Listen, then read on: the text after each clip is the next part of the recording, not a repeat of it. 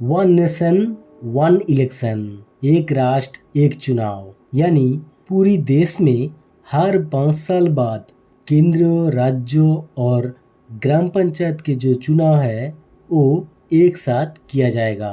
ऐसे कुछ बिल मोदी सरकार लाने जा रही है। 1947 पे देश आजाद हुई, सरकार भी गठन हुई, लेकिन 1952 में यानी 1952 में देश में पहली बार चुनाव किया गया था, जिसमें केंद्र और राज्यों के चुनाव एक साथ किया गया था। उसके बाद 1957 के चुनाव, 1962 के चुनाव और 1967 के चुनाव में भी केंद्रीय, राज्यों और ग्राम पंचायत के चुनाव एक साथ हुए थे। लेकिन उसके बाद देश में इमरजेंसी लगाने की वजह से और किसी किसी राज्य में मजबूत सरकार ना बनने की वजह से राज्य में फिर से चुनाव किया गया था। केंद्र में तो इंदिरा गांधी की मजबूत सरकार थी, लेकिन कुछ कुछ राज्यों में फिर से चुनाव करना पड़ा था, जैसे आसाम, हरियाणा, केरला और यूपी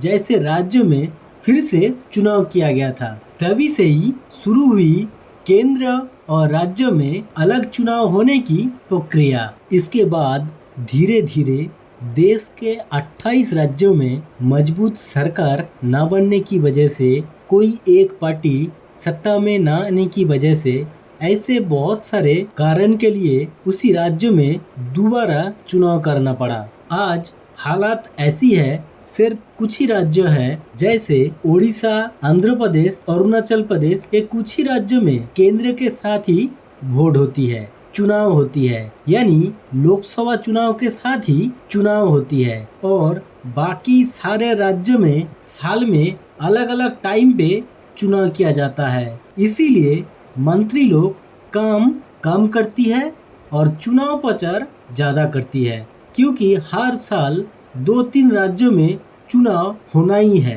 1983 से ही इलेक्शन कमीशन जो हमारी चुनाव करवाती है, वो चाहती थी देश में केंद्र और राज्यों की वोट एक साथ किया जाए। इससे चुनाव में खर्च होने वाली करोड़ों रुपए बच जाएगी और चुनाव के लिए जो दंगा, खून ऐसे घटना घटती है वो भी कम हो जाएगी। लेकिन किसी भी सरकार ने इलेक्शन कमीशन की इस प्रस्ताव में साय नहीं दिया। आज भी देश में केंद्रीय, राज्य और पंचायत लेवल की चुनाव अलग अलग टाइम पे होती रहती है, लेकिन अभी के टाइम पे मोदी सरकार इसी वन नेशन वन इलेक्शन प्रस्ताव को, बिल को संसद में पास करवाने के लिए हमारी पूर्व राष्ट्रपति रामनाथ कोविंद जी की अध्यक्षता में 8 आदमी की एक कमेटी गठन किया गया, जो वन नेशन और वन इलेक्शन की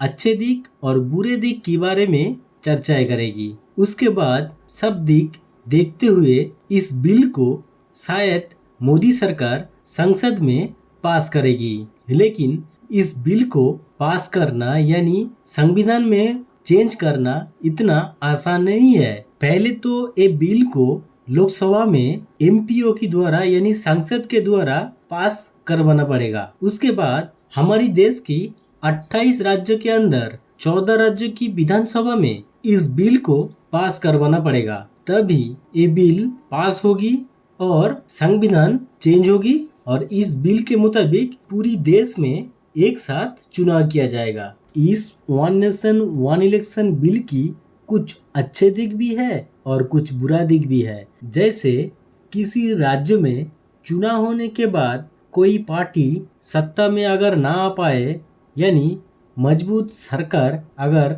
ना बन पाए, उस सिचुएशन पे क्या होगा, क्योंकि उसके बाद चुनाव तो फिर 5 साल बाद होगा।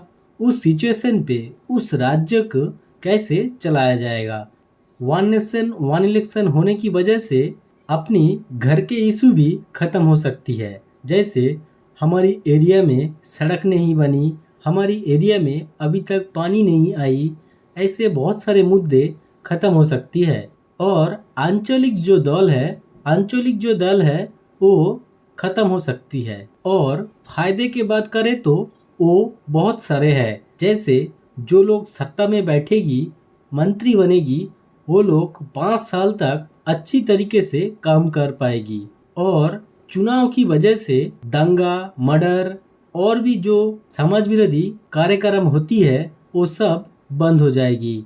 आम आदमी राजनीति चर्चा छोड़ के अपने काम से काम रखेगी, क्योंकि फिर से चुनाव तो 5 साल बाद होगा और चुनाव में खर्च होने वाली करोड़ों रुपए बच सकती है। ऐसे जानने के लिए प्लीज सब्सक्राइब आवर चैनल।